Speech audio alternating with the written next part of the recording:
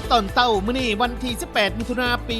2025นี่ทางสภาประชาชนแขวงสวรรณเขตที่นำโดยท่านนางภูธรแก้วผู้วงรองประธานสภาประชาชนแขวงสวรรณเขตพร้อมด้วยคณะโดยร่วมกับทางคณะพรรคคณะนำของเมืองสองคอนที่นำโดยท่านลิทองบุตรธรรมลีเลขาคณะบริหารงานพรรคเมืองสองคอนท่านสิริบัวพันธ์สมาชิกสภาประชาชนแขวงประจำเขตเลือกตั้งเมืองสองคอนพร้อมด้วยประธานในคณะกรรมการต้านภัยพิบัติการเมืองไม่ได้ลงพื้นที่ขี่เรือพาข้ามลำแม่น้ำเสบังเหียงที่พร้อมกำลังลดระดับลงอย่างต่อเนื่องจากท่าบ้านละหานำไปหาท่าบ้านสองคอนเพื่อไปพบปะเยี่ยมยามและให้กำลังใจ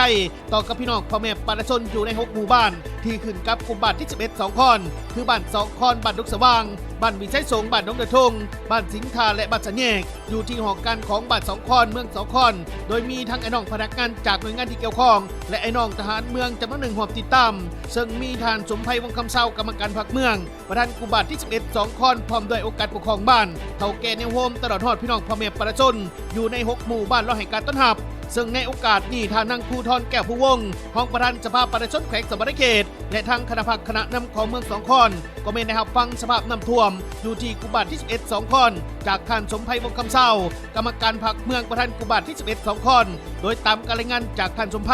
เห็นว่าผลกระทบส่วนใหญ่แม้เนื้อที่หน้าเข่าของพี่น้องพ่อแม่ประชาชนอยู่ใน6หมู่บ้านนี้จำนวน 1,000 กว่าเฮกตาร์หรือประมาณ70กว่าส่วนน้อยแม้นถึงน้ำท่วมและก็มี60กว่าหลังคาเรือนถึกน้ำไหลเข้าท่วมตารางเรือนคืออยู่ทั้งบัดสองคอน30กว่าหลังคาเรือนและอยู่ทั้งบัดดกสว่าง30กว่าหลังคาและนอกจากนี้ก็แม่นเนื้อที่สวนปลูกพืชของพี่น้องพ่อแม่ประชาชนถึงน้ำท่วมจำนวน50กว่าเฮกตาร์และนอกนี้ก็แม่นน้องปลาอีกจำนวนหนึ่งส่วนว่าบรรดาสัตว์เลี้ยงและสิ่งของที่มีค่าเห็นว่าประชาชนอยู่ใน6หมู่บ้านไม่ได้มีการกักเก็บความพร้อมรับมือแต่หัวที่เลยบ่ได้มีผลกระทบหยังและพร้อมนี่ท่านนางภูธรแก้วผู้วงรองประธานสภาประชาชนแขวงสวรรณเขตพร้อมด้วยท่านลิทองบุตรธรรมลีเลขาคณะบริหารงานพรรคเมืองสองคอนและคณะก็ยังได้รับฟังถึงสภาพความพร้อมต่างๆในการกักเก็บความพร้อมรับมือกับภัยพิบัติน้ำท่วมที่อาจจะเกิดขึ้นในต้นหน้าซึ่งในโอกาสนี้ท่านนางภูธรแก้วผู้วงรองประธานสภาประชาชนแขวงสวรรณเขตพร้อมด้วยคณะที่ตั้งนายแก่ทางสภาประชาชนแขวงยังได้นำเอาเงินสดจำนวน20ล้านกีบ